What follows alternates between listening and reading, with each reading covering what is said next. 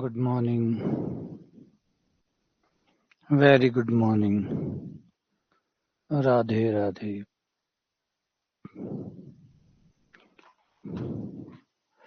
Good morning, good morning, good morning. Very good morning. Radhe Radhe. Jai Shri Radhe. Jai Shri Krishna.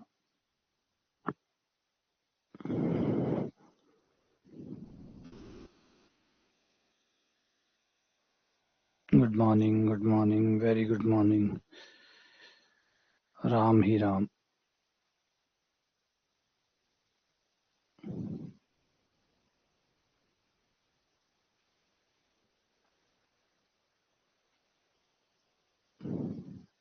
आ जाओ.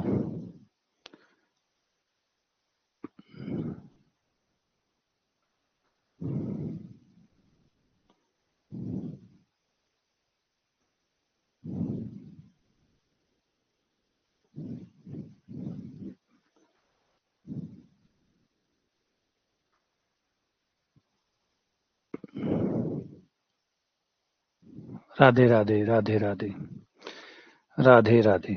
आ जाओ. शुरू करते हैं. Last class में भी हम प्रैक्टिस कर रहे थे डाइवर्जेंस कर्ल, इनके प्रैक्टिस कर रहे थे ना. अभी थोड़ी सी प्रैक्टिस को कंटिन्यू करते हैं. अभी कुछ और सवालों के साथ इसी प्रैक्टिस को चलते हैं. जो हमारे सर्व समीकाएं थी उनसे रिलेटेड क्वेश्चन करते हैं. थोड़े से सर्व समीकाएं है ना. और मैंने कहा था कल हमने दो सर्व समीकाओं पे तो हमने कल सवाल किए थे. दो सर्व समीकाओं पे तो हमने कल सवाल किए थे.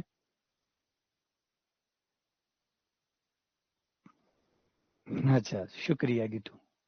उसको थैंक यू कहना.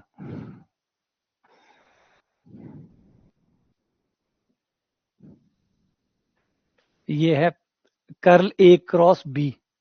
इसका कौन सा होगा. और ये सबसे लंबे वालों में से आते हैं. सबसे लंबा तो होता है ग्रेडियंट वाला. जो ए डॉट बी का ग्रेडियंट होता है वो सबसे लंबा फॉर्मूला होता है. मतलब जो सर्व समीका नंबर 5 है वो सबसे लेंथी होती है. बाकी दो तो वो बेसिक होती है. पहली दूसरी तो सीधा सीधा जैसे आप आउटलाइन का नियम लगाते हैं वैसे खुल जाती है. बाकी जो तीसरी चौथी पांचवी, पांचवी सबसे बड़ी जो कि ग्रेडियंट है ए डॉट बी का ग्रेडियंट. और ये बीच वाले दो हैं, एक डाइवर्जेंस और एक कर्ल. ए क्रॉस बी का डाइवर्जेंस, ए क्रॉस बी का कर्ल. साइज ठीक है, मध्यम है, लेकिन इनको याद रखना ही पड़ेगा और कोई उपाय है नहीं. क्योंकि कोई आगे आता है, कभी कोई पीछे आता है. कौन आगे आता है कौन पीछे आता है, बड़ा मामला. ठीक है, देखो कौन सी है.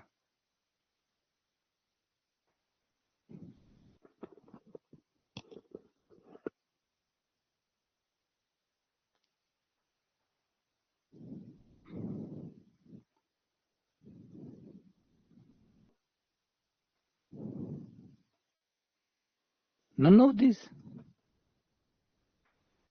इनमें से कोई नहीं.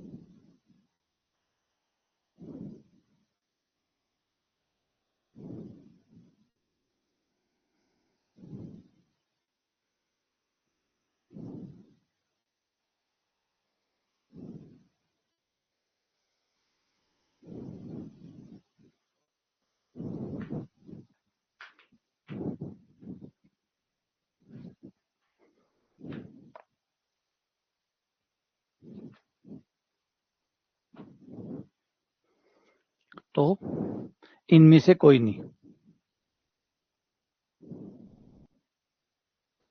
None of these.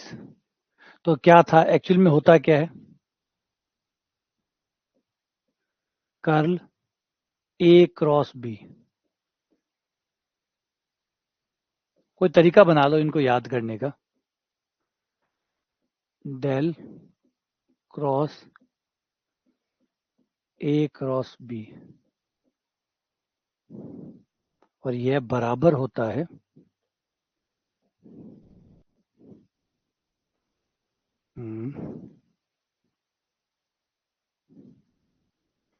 B dot del A बाहर minus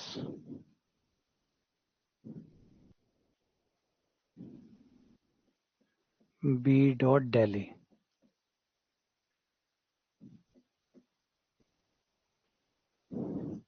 minus A dot del B बाहर प्लस ए बाहर डेल डॉट बी। ये यूं होता है, इस तरीके से होता है ये। अगर हम curl A cross del cross A cross B का कर्ल निकालते हैं तो वो इस तरीके से होता है बी डॉट डेल ए बाहर minus B del dot A. मतलब ए जो है एक बार बाहर रहता है एक बार डॉट में आता है, ऐसे ही बी एक बार बाहर रहता है एक बार डॉट में आता है। ए बाहर एक बार डॉट में, बी एक बार बाहर एक बार डॉट में, है ना। अब अपना कोई तरीका ढूंढ लो इसको याद करने का कि कैसे इसको आप याद रख सकते हैं, क्योंकि सिमेट्री तो इनमें होती है, सिमेट्री तो होती है, पर थोड़े लेंथी है। दो बचे हुए, ये तीन जो हैं, नंबर 3, 4, 5, ये तीन जो है ये लेंथी है। तो लेंथी है तो इसमें कुछ पैटर्न तो है ही, ऐसा थोड़ी बिना पैटर्न के तो हो ही नहीं सकता। तो पैटर्न तो है, जैसे इसमें पैटर्न ये है कि ए बाहर ए अंदर बी बाहर बी अंदर। तो एक बार ए को अंदर बाहर करना है, एक बार बी को अंदर बाहर करना है। जो कर्ल होगा उसमें ए को अंदर बाहर और एक बार बी को अंदर बाहर, बस। एक कर्ल कर्ल ए, ये तो कल शायद हमने किया भी था लास्ट क्वेश्चन में, कि कर्ल कर्ल ए का कर्ल कितना होगा। ए का एक बार कर्ल निकालें फिर दोबारा कर्ल निकालें, ये परगुण है, ये परगुण है। कर्ल का कर्ल क्या होगा, यानी ए वेक्टर का एक बार कर्ल निकालें फिर जो आए उसका कर्ल निकालें। जीरो तो नहीं होता, यह जीरो तो नहीं होता।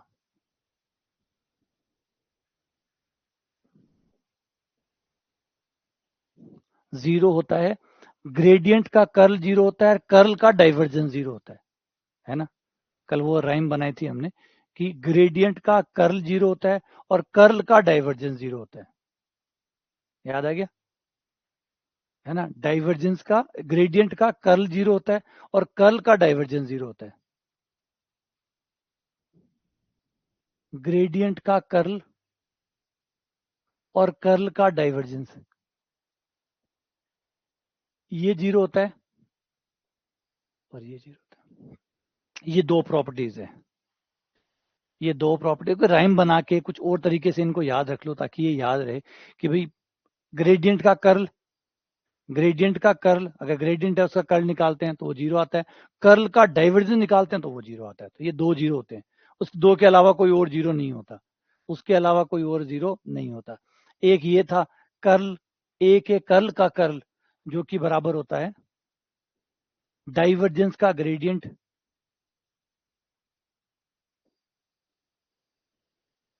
डाइवर्जेंस का ग्रेडियंट, ए का डाइवर्जेंस निकाल के ग्रेडियंट निकालो माइनस डेल्टा स्क्वायर,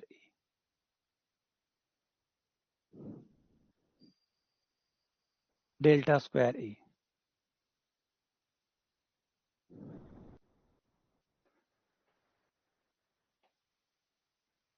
अब बना लो, अपने जीके वाली शक्तियों को याद करो,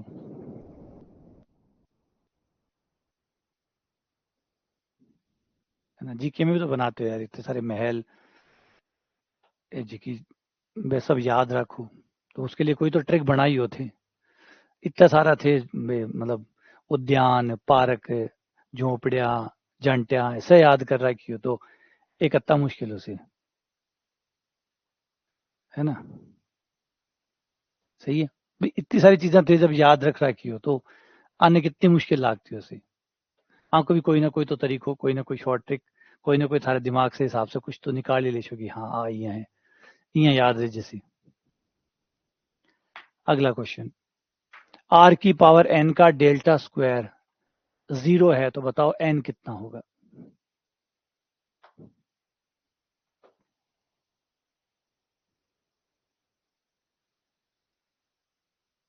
ए डॉट आर का कर्ल होता नहीं है, क्योंकि ए डॉट आर करने के बाद वो अदिश बन जाता है, अदिश का कर्ल नहीं होता, अदिश का कर्ल नहीं होता। ए डॉट आर हो गया, अगर ए सदिश है आर सदिश है, डॉट गुणा है, इसका मतलब दोनों सदिश है, तो दोनों सदिश है तो सदिशों का जब डॉट गुणा हो गया तो वो तो अदिश हो गए, अदिशों का कर्ल कैसे आ सकते हैं। ये क्या बन गया, अदिश, और फिर मांग रहे हो कर्ल, कर्ल के लिए सदिश होना चाहिए, जबकि ये तो अदिश है, इसलिए कुछ नहीं आएगा, है ना। पहले गणितीय रूप से तो सही होना चाहिए ना, पहले चीज गणितीय रूप से सही होनी चाहिए, गणितीय रूप से सही नहीं है तो फिर उसके बाद में कुछ बनता ही नहीं है।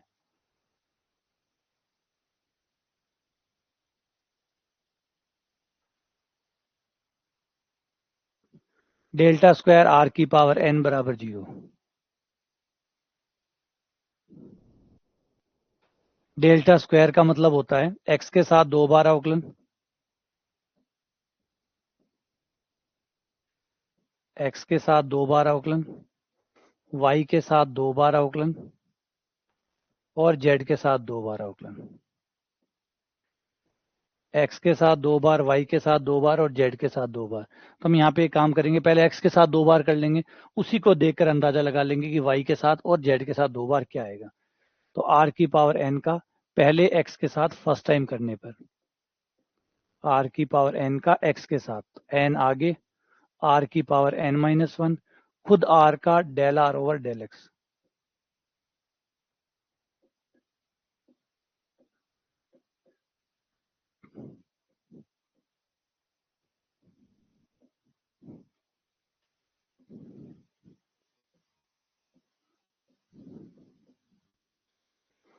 एन एक्स आर की पावर एन माइनस 2,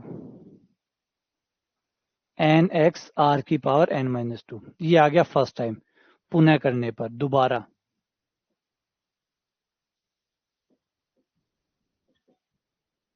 पुनः एक्स के सापेक्ष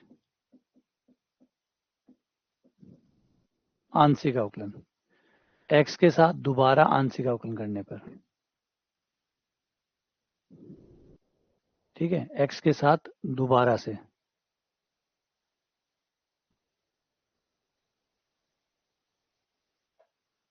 तो एक बार दोबारा करूंगा,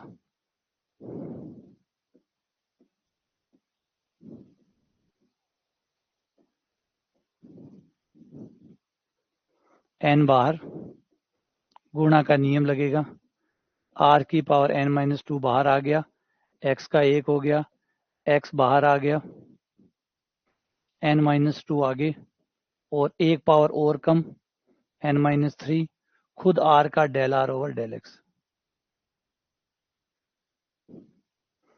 ये गुणा का नियम लगा के अवकलन कर दिया।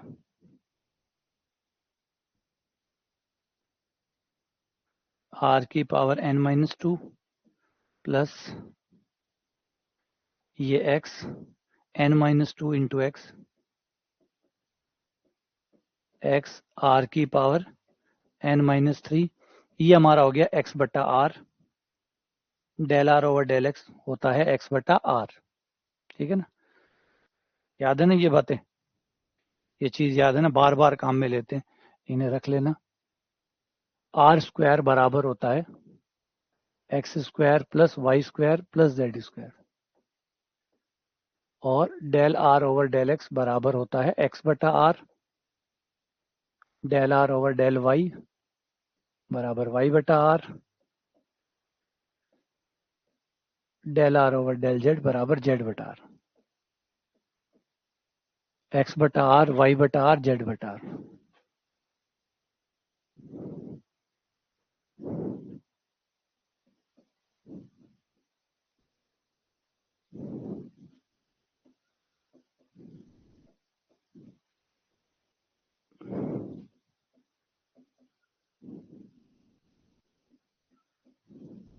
तो ये आर से कटेगा, एक्स का स्क्वायर हो जाएगा, आर की पावर होगी n-4। ये हमारा हो गया। ठीक है, वीडियो गया शायद।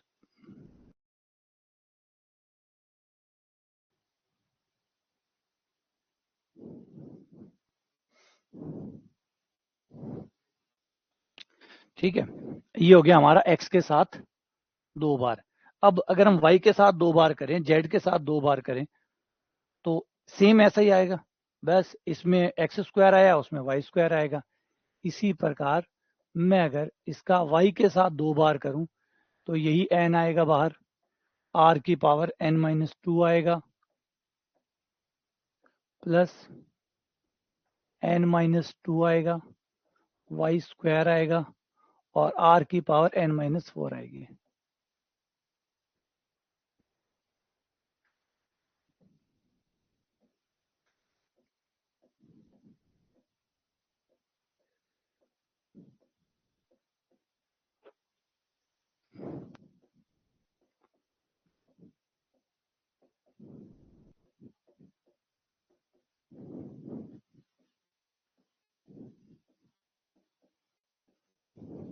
ये आ गया।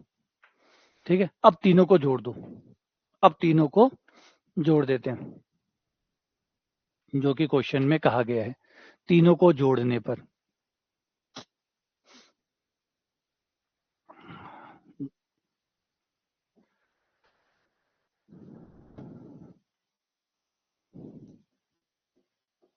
r की power n x square, r की पावर n का वाई स्क्वायर के साथ, r की पावर n का z स्क्वायर के साथ, और जोड़ करो। देखो, पहले तो सब में से n कॉमन आ जाएगा, तीनों में से n कॉमन आ जाएगा। यहाँ पे भी n खड़ा है, यहाँ पे भी n खड़ा है, इसमें भी n खड़ा है, तो n तो कॉमन आ गया। अब अंदर चलते हैं। अंदर r की पावर n-2, r की पावर n-2, r की पावर n-2, ये देखो 3 बार आ गया। 1 2 3, कितने हो गए? 3 बार हो गए।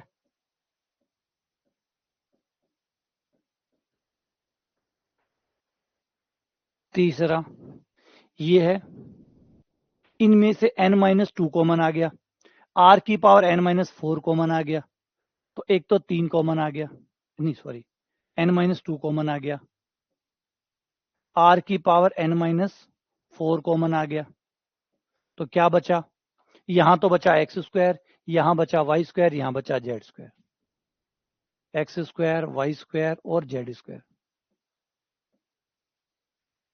अब ये जो X square, Y square, Z square है, X square plus Y square plus Z square, ये आर स्क्वायर बन गया। ये इससे गुणा होकर आर की पावर n-2 बन गई। ठीक है, और आर की पावर n-2 बनने के बाद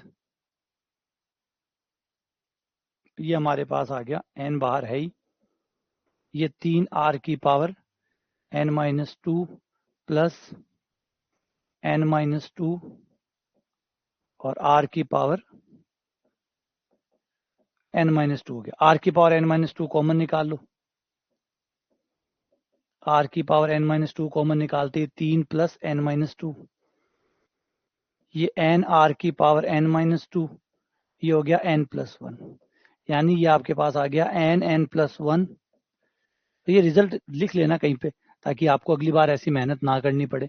ये सवाल तो आएंगे, ऐसे सवाल तो आएंगे, लेकिन इन सवालों को पेपर में करोगे तो इतना लंबा जाना ही पड़ेगा, उपाय नहीं है। या तो आप अपने घर से ही लेके जाओ इनको, या तो घर से ही लेके जाओ तो ज्यादा ठीक है। कुछ छोटी छोटी चीजें तो देखो बना के लेके जानी पड़ेगी, इन्हें बना के लेके जाओगे तो फायदा रहेगा, है ना। अगर रखोगे, अब पेपर में जाओगे ये सारी चीजें करोगे तो ये सवाल करने लायक बचेगा नहीं, ये सवाल पेपर में करने लायक बचेगा नहीं, क्योंकि इतना टाइम अगर आप इसे देते हो तो हो जाएगा। या फिर आपकी सोचने की स्पीड तेज हो, आप कम से कम चीजों में ज्यादा पता लगा पाओ, वो फिर काम करता है कि भाई एक्स के साथ 2 बार अवकलन किया और फटाफट आपको वाई वाला समझ में आ गया, जेड वाला आ गया, फटाफट आपने जोड़ कर लिया, तो शायद ये लगभग 1 से 1.5 मिनट में सवाल निपट जाता है। वो कब?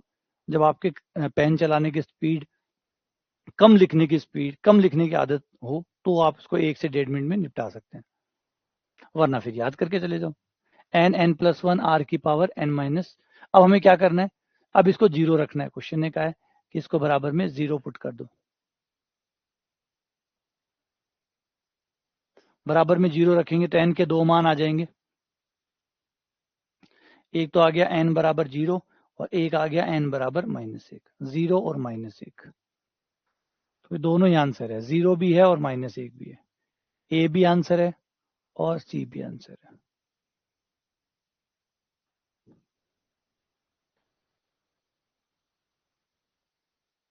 ठीक है ना।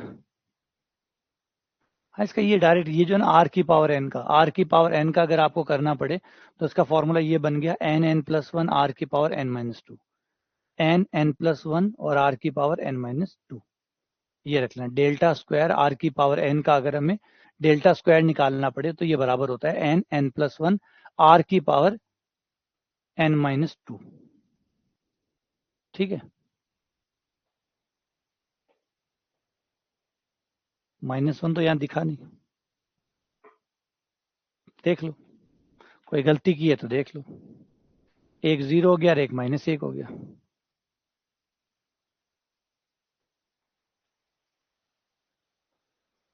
ठीक है, अगला question, question number 54। Delta square दोनों फलन, दोनों ही अदिश फलन है ना। फाई और साई दो अदिश फलन है, दोनों की गुणा करके अवकलन कर रहे हैं, 2 बार अवकलन कर रहे हैं, डेल्टा स्क्वायर निकाल रहे हैं।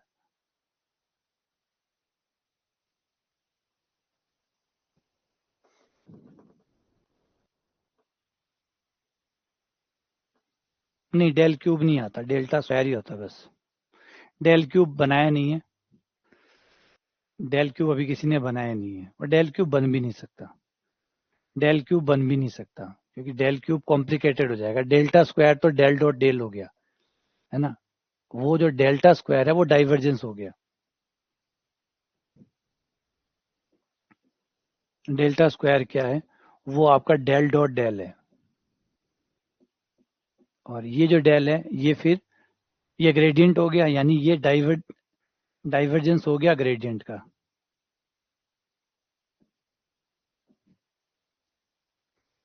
तो वो डेल क्यूब जो है वो बनेगा नहीं,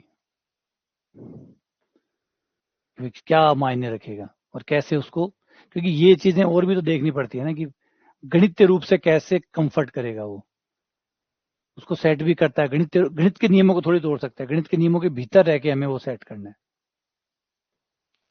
डेल्टा स्क्वायर फाई साई किसके बराबर होगा।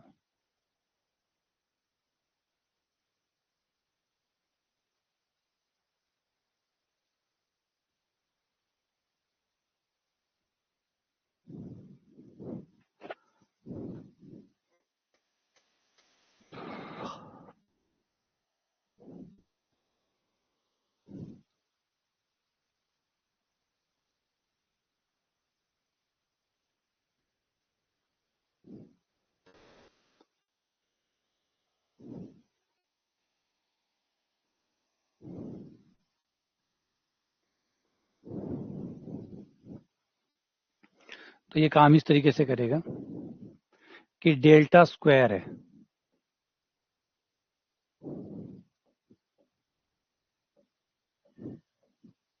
जो कि बराबर होता है, जिसका मतलब होता है ग्रेडियंट का डाइवर्जेंस। डेल्टा स्क्वायर का मतलब होता है ग्रेडियंट का डाइवर्जेंस। पहले किसी फलन का, जिस फलन का भी डेल्टा स्क्वायर निकाल रहे हो, जिसका मतलब है कि पहले उसका ग्रेडियंट निकालो और ग्रेडियंट का डाइवर्जेंस निकालो, वही है, क्योंकि ये हमारी प्रॉपर्टी नंबर 1 है, प्रॉपर्टी नंबर 1 है। प्रॉपर्टी 1 हमें यही कहती है कि किसी फलन का, कोई फलन है उसका ग्रेडियंट, कोई अदिश फलन का ग्रेडियंट का डाइवर्जेंस निकाला जाए, उसी का नाम डेल्टा स्क्वायर, उसी को डेल्टा स्क्वायर कहते हैं। तो इसका मतलब है जब आप डेल्टा स्क्वायर निकाल रहे हैं, मतलब आप उसका पहले ग्रेडियंट निकाल रहे हैं और ग्रेडियंट का डाइवर्जेंस निकाल रहे हैं, ग्रेडियंट का डाइवर्जेंस। तो आ जाओ, तो डाइवर्जेंस तो बाद में निकालेंगे, पहले ग्रेडियंट निकालते हैं। तो जब ग्रेडियंट निकालेंगे तो फाई बाहर, ये तो सिंपल रूल काम करेगा, फाई बाहर साई का, साई बाहर फाई का, ये हमारा ग्रेडियंट वाला रूल लग गया। तो जो ग्रेडियंट वाला रूल है वो लग गया, फाई बाहर, साई का अवकलन कर दिया, साई बाहर, फाई का अवकलन। अब डाइवर्जेंस पे आ जाओ, अब डाइवर्जेंस पे आ जाओ। एक सदिश फलन है और एक अदिश फलन है, पहले तो दोनों को अलग अलग कर दो, डेल डॉट ये अलग प्लस डेल डॉट ये दोनों ही मैंने सेम लगा दिया।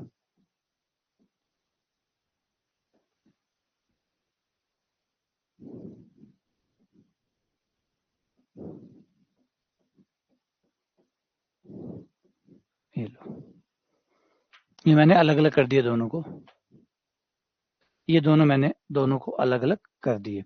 अब यहाँ पे मैं रूल लगाऊंगा, ये अदिश है, ये सदिश है, एक अदिश है और एक सदिश है। ये देखो ये अदिश है और ये सदिश है। अदिश और सदिश वाला जो कहता है del dot A U, U A मतलब यू अदिश है, ए सदिश है, सर्वसमीका नंबर 1 लगाऊंगा। और सर्वसमीका नंबर 1 कहती है कि डेल डॉट यू ए बराबर होता है del U dot A plus del dot A U del dot ए।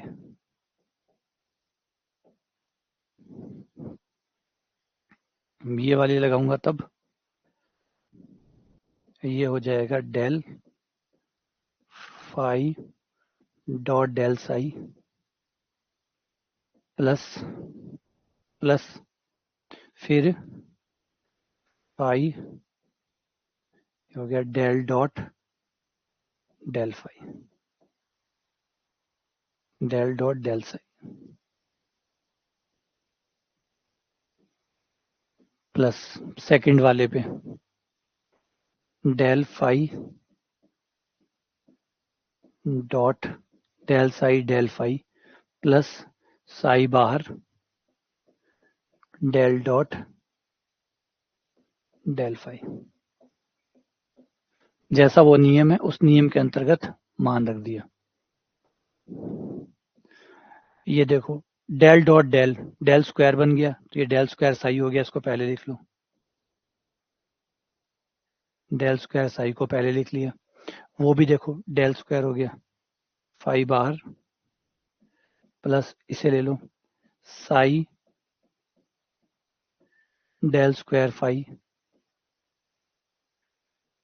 फिर इसे ले लो, एक और एक ये दो हो गया, दो del dot phi dot del psi. ये आंसर आ गया।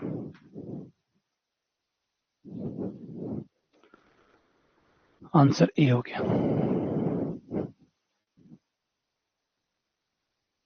तो यहाँ पे कई चीजें हमने यूज की है, प्रॉपर्टी यूज की है, प्रॉपर्टी नंबर 1 यूज की है, सर्व समीका नंबर 1 यूज की है, और एक बीच में ग्रेडियंट का रूल भी यूज किया है। जो ग्रेडियंट का रूल होता है कि ग्रेडियंट के अंदर दो चीज गुणा में आ जाए, ग्रेडियंट के अंदर दो चीज गुणा में आ जाए मतलब अदिश आएंगी, कि ग्रेडियंट तो अदिशों का निकलता है तो अंदर अदिश होंगे, और अदिशों पे सामान्य नियम लगते हैं कि तू बाहर मेरा अवकलन, मैं बाहर तेरा अवकलन। वो तो सिंपल हो ही गया। बाकी फिर आगे जो आया डेल्टा ओवर डाइवर्जेंस आ गया, वो फिर ये वाला रूल लग गया और ये खुल गया। ठीक है,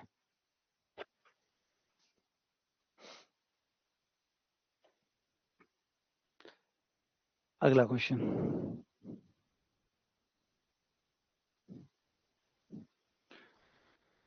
divergence of F del G minus divergence of G F del F किसके बराबर होगा?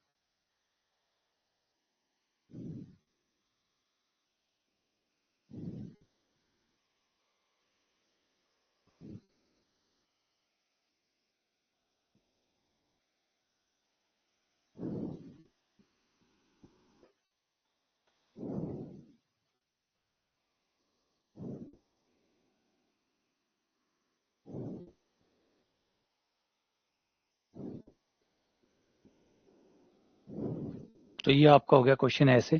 डाइवर्जेंस है मतलब ये है del dot F del G minus del dot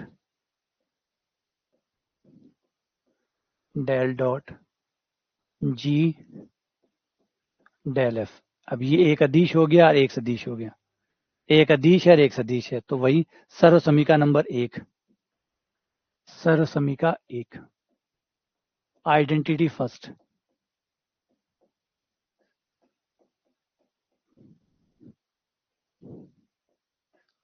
del dot U A, एक अदिश हो और एक सदिश हो, उनकी गुणा का डाइवर्जेंस निकालना हो, मतलब सर्वसमीका 1 करनी है। और सर्वसमीका 1 के अनुसार del U dot A plus A U बाहर डेल डॉट ए।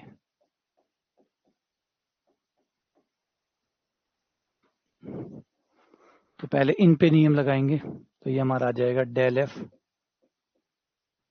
डॉट डेल जी प्लस एफ बाहर डेल डॉट डेल जी।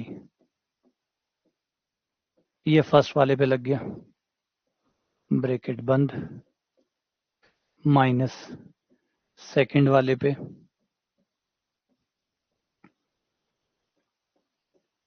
डेल जी डॉट डेल एफ प्लस जी बाहर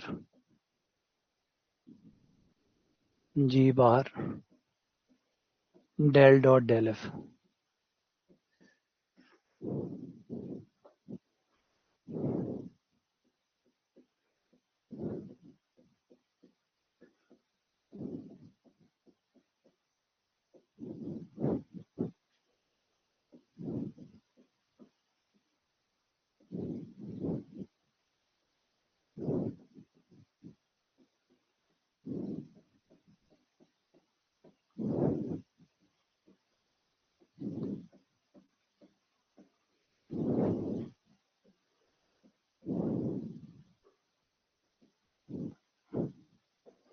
ये दोनों कट गए,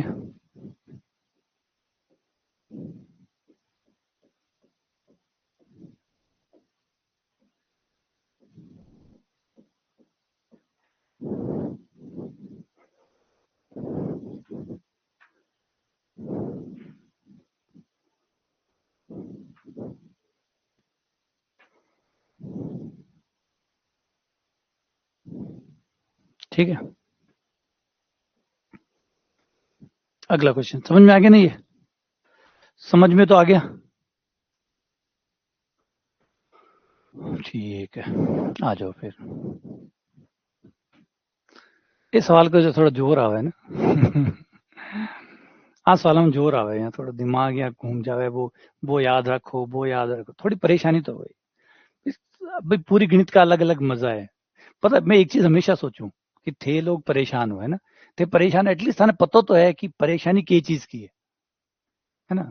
सोचो थे एक बार, थोड़ा सा ये बात पे विचार करो कि थे परेशान किस वजह से हो, एटलीस्ट थाने पतो है कि थे के चीज से परेशान हो। और डेल परेशान कर रहे हो, और ग्रेडियंट परेशान कर रहे हो, कर्ल परेशान कर रहे हो, थाने पतो तो है।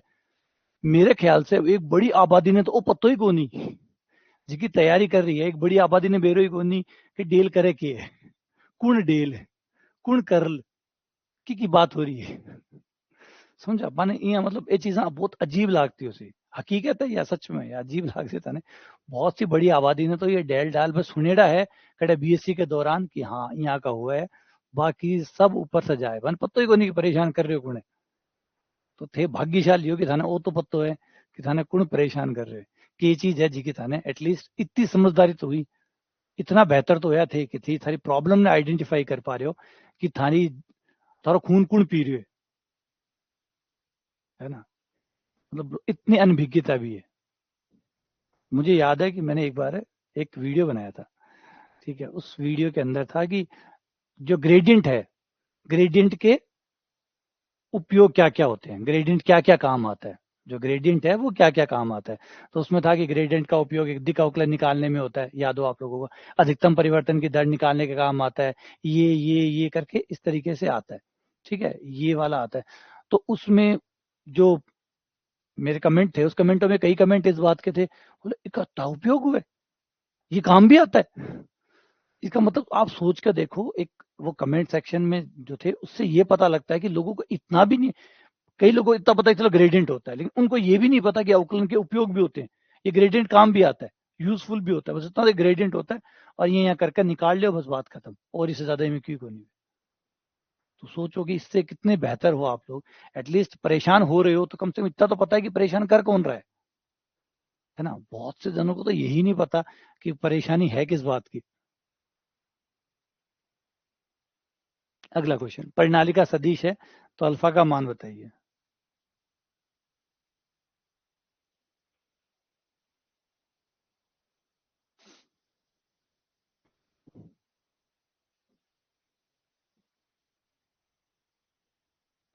और अभी भी एक बड़ी आबादी इस बात के विश्वास में है, पिछली बार 2022 से वैसे नियम टूटा है, लेकिन 2022 से पहले एक बड़ी आबादी जो परीक्षा की तैयारी करती है उसका मानना यह है कि सिर्फ 12th वाले से सिलेक्शन लिया जा सकता है, सिर्फ 12th वाले से, 11th और 12th वाला है वो सिलेक्शन क्रिएट करता है अधिकतर आबादी का, और गलत भी नहीं है। अगर आप 2022 से पीछे चलें तो ये गलत भी नहीं था, गलत इसलिए नहीं था कि भाई आपके 90 क्वेश्चन सीनियर के आएंगे, मतलब 10th और 12th के आएंगे, 20 क्वेश्चन आपके पेडागोजी के आ जाएंगे, तो टोटल कितने हो गए, 110 हो गए। अब 150 में से 110 इस बात का आ रहा है तो 40 क्वेश्चन तो आप वैसे भी छोड़ के आओगे, 40 क्वेश्चन तो वैसे भी छोड़ के आओगे, कोई आदमी 110 तो पहुंच ही नहीं सकता, वैसे भी कंपटीशन की बात हो रही है ना, कोई हम घर पे बैठ के थोड़ी सवाल निकाल रहे हैं, परीक्षा हॉल में जा रहे हैं, वहां एग्जाम दे रहे हैं, तो 150 में से 110 से ऊपर तो कोई वैसे जा ही नहीं सकता, 110 तो बहुत ऊपर वाली सीमा है, शायद हो सकता है 90 या 100 तक ही आदमी रह जाए, तो 110 तो ओवरऑल बहुत ज्यादा है ना। तो उनकी थ्योरी गलत नहीं थी कि भाई 2022 ने आके ये तोड़ा है, 2022 ने आके ये तोड़ा है, 2022 से पीछे जाके देखें तो सीनियर से सिलेक्शन आता है, तो क्यों ग्रेडियंट में फंसे, क्यों डाइवर्जेंस में फंसे, क्यों कर्ल में फंसे, वो लोग ग्रेजुएशन, यानी ये हो गया कि वो जो पुराने बच्चे थे, पुराने जो लोग तैयारी करके आते थे, उनका सबसे बड़ी ड्रॉबैक ये थी कि वो लोग 12th पे फोकस करते थे, और वो अभी भी एसआर सैनी से बाहर नहीं निकल रहे हैं, अभी भी वो निकले, एसआर सैनी निकाल ले, है ना। जो मुझे यूट्यूब पे कमेंट आते हैं, मुझे जो ऐप पे कमेंट आते हैं, उनमें एक ही चीज बार बार चलती है, एसआर सैनी निकाल ले, एसआर सैनी पर्याप्त है, एसआर सैनी पर्याप्त है। अब उनको कैसे समझाऊं कि 2022 का पेपर हो चुका है और 2022 ने ये बातें तोड़ दी है, 2022 ने इन चीजों को स्क्रैप कर दिया है कि एसआर सैनी पर्याप्त नहीं है। अगर हम एसआर सैनी क्या करेगी, ज्यादा से ज्यादा आपको 12th के क्वेश्चन दे दी, मान लो हम ये मान के चलते हैं कि आपने एसआर सैनी पूरी पढ़ ली, सब कुछ आपको याद है, तो भी पेपर में 38 सवाल आए थे, पेपर में 38 सवाल आए थे सीनियर के, तो कितना आप 38 सवालों से क्रैक कर जाते एग्जाम, नहीं करते। तो ये जो पैटर्न बदला है, अब इसको एक्सेप्ट करना भी बहुत लोगों के लिए मुश्किल है। क्यों मुश्किल है, इसलिए मुश्किल है कि अब उन्हें ग्रेजुएशन पढ़नी पड़ेगी। वो पिछले, देखो पिछले 2022 से पहले वाले लोगों को समझिए, ये इन्होंने 10 साल पढ़ाई की चाहे 12 साल पढ़ाई की, इन्होंने 10-12 साल से सीनियर पढ़ी है, ग्रेजुएशन नहीं पढ़ी है। ग्रेजुएशन तो अब 2022 के बाद इन लोगों ने हाथ लगाना शुरू किया है, 2022 के बाद इन लोगों ने ग्रेजुएशन में हाथ लगाना शुरू किया है। यानी 10 सालों तक, या जो भी आदमी 10 या 15 सालों से तैयारी कर रहा है, अगर आप किसी को देखें हुए, तो इन लोगों ने सिर्फ 12th को पढ़ा था, बार बार 12th ही 12th 12th ही 12th 12th ही 12th पढ़ रहे थे वो लोग। 2022 में जब ये सारा नियम टूटा और एक नया सिस्टम सेट हुआ कि भाई ग्रेजुएशन का भी महत्व बढ़ गया है और ग्रेजुएशन ज्यादा इंपॉर्टेंस रखती है अब सीनियर से, तो सब लोगों का सारा सेट सिस्टम बेकार हो गया। तो सब लोग सिर्फ एसआर सैनी पकड़ के बैठे थे कि एसआर सैनी, और पहले समझाऊं कि 2022 से सही भी था, ये गलत नहीं था, 2018 तक की भर्ती तक ये बात सत्य थी। 2018 तक की भर्ती के अंदर आपको ग्रेजुएशन में ज्यादा माथापच्ची नहीं करनी है, अगर नहीं बैठ रहा है तो मत बैठो, कोई जरूरी नहीं है, भाड़ में जा, 40 ही तो क्वेश्चन है, 110 क्वेश्चन तो इन्हीं से हो रहे हैं, 110 तो इन्हीं से हो रहे हैं, फिर क्या दिक्कत है, क्यों ग्रेजुएशन में हाथ लगाएं। और फिर भी बच्चे, ऐसा नहीं कि ग्रेजुएशन में थोड़ा बहुत फिर भी छोटा मोटा कर ही लेते थे, छोटा मोटा, इवन कोचिंगें बनी हुई थी, इसकी स्पेशल कोचिंग इस बात की थी, जयपुर की कई कोचिंग ऐसी थी, वो कहते थे 11th 12th करो, मैं तो ही कराशा, और बेबी अत्तो ही कराता, और टाबर भी अत्तो ही करता, वे 11th 12th पे ही फोकस करवाता, और बे कहता देखो सिलेक्शन डेट है हमारा, मानो कोई प्रमाण की दरकार को नहीं, बिल्कुल प्रमाण की दरकार को नहीं माने बी टाइम तक माने प्रमाण की दरकार को नहीं। 11-12 से सिलेक्शन देता आया और हो रहा सिलेक्शन, गलत भी को नहीं, आराम से सिलेक्शन निकले। तो ये सब कुछ सही था, लेकिन कब तक, एक समय तक। 2022 के बाद में ये गलत हो गया। तो अब 2022 के बाद में वो जो 10 सालों से पढ़ते हुए आ रहे थे बच्चे, उन बच्चों का सारा सिस्टम पूरा कोलैप्स हो गया और उन्हें हाथ लगाना पड़ रहा है ग्रेजुएशन को। अब ग्रेजुएशन को पढ़े हुए उनको बहुत साल हो गए। एक तो जब उन्होंने ग्रेजुएशन की थी तब से लेके अब तक 2022 तक वो लोग सिर्फ 11-12 को ही पढ़ते आ रहे थे। अब उन्हें ग्रेजुएशन पढ़नी थी तो पूरा का पूरा काम उनका बिगड़ गया, सारा का सारा सिस्टम बिगड़ गया। पूरा सिस्टम एकदम हो जाए ना इमारत, पूरी धराशायी होगी। बड़ा मुश्किल काम है ये। आप लोगों को लगता होगा इसको, मतलब मैं हास्यास्पद नहीं बनाना चाहता, क्योंकि ये बड़ी तकलीफदायक बात है। क्योंकि इतने 10-10 सालों से आपने ग्रेजुएशन के हाथ नहीं लगाया, अब 10-10 सालों से आप ग्रेजुएशन नहीं पढ़ रहे हैं, और फिर अचानक 2022 का पेपर आता है और वो कहता है ग्रेजुएशन पढ़नी पड़ेगी। अब सोचिए उन लोगों को ग्रुप थ्योरी, आपको तो ग्रुप आसान लग रहा होगा, लेकिन उन लोगों को ग्रुप पढ़ना, उन्होंने ग्रुप को कभी आसपास, वो आज से 10-10 15-15 साल पहले कभी ग्रुप के बारे में सुना था उन लोगों ने, पढ़ा नहीं था। अब वो उनको ग्रुप पढ़ना पड़ेगा, अब उनको डिफरेंशियल इक्वेशन पढ़नी पड़ेगी, अब उनको वेक्टर कैलकुलस पढ़ना पड़ेगा। कितना मुश्किल होता हो। और क्या पढ़ने से भी क्या उनको वो इतना जो खाली स्थान है वो पूरा किया जा सकता है? वो भी बड़ी चुनौतीपूर्ण चीज है। कितना पूरा कर पाएंगे नहीं कर पाएंगे, वो परेशानी है ना।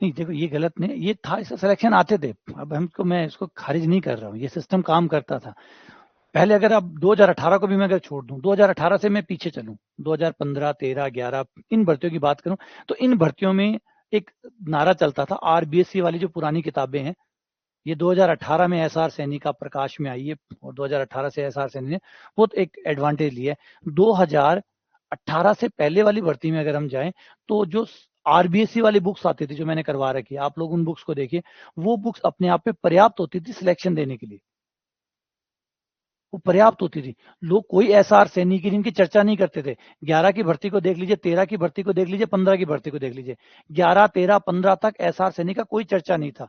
सिर्फ ये था कि भाई इनको निकाल लो। धीरे धीरे कंपटीशन बढ़ता चला गया ना, अब बढ़ता चला गया तो फिर आरबीएससी पर्याप्त नहीं रही, फिर आरबीएससी ऊपर गए, फिर एसआर सैनी आ गई, फिर 18 की भर्ती एसआर सैनी का इम्पैक्ट रहा था, और अब 2022 में ग्रेजुएशन का इम्पैक्ट आ गया। तो वो चीजें, कंपटीशन बदलता रहता है। लोग आरबीएससी का रिजल्ट याद करके जाता। 2011 की भर्ती का बता रहा हूँ, 2011 की भर्ती में जब ओ याद कर लिया, ओ याद कर लिया, एक ओ याद रख लिया, ओ एक याद रख लिया, आरबीएससी की ये हालत हो गई।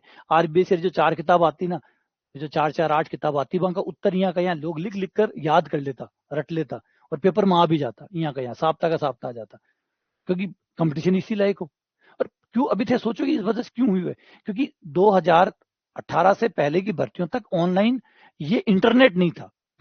18 से पहले वाली भर्तियों में इंटरनेट नहीं था, और इंटरनेट नहीं था तो लोगों के पास गाइडेंस नहीं था, गाइडेंस नहीं था तो जिको थोड़ा बहुत भी पढ़ लियो ना, भी कोई बेड़ो पार है। 15 तक की भर्ती में सोचो, इंटरनेट इतना हावी नहीं हुआ था। 15 तक की भर्ती के मायने थे, थाली साड़ी दुकान में जाइयो, जिकी भी किताब मिल जैसी बा पढ़ लियो, बस पर्याप्त है। अब तो ये काम हो तो कोचिंग करना रहा, कितना लोग आ जो जयपुर जाता, कोचिंग ही जयपुर में, या ज्यादा से ज्यादा सिक्कर तक मान लो, एक दो कोचिंग, इससे ज्यादा कोचिंग का को नहीं। तो अब मैं जितना पढ़न जाता बेजाता, बाकी घर बैठ कर पढ़ता, और घर बैठ कर पढ़ता तो जीकी किताब हाथ में लाग जाती, जीकी से पढ़ लेता।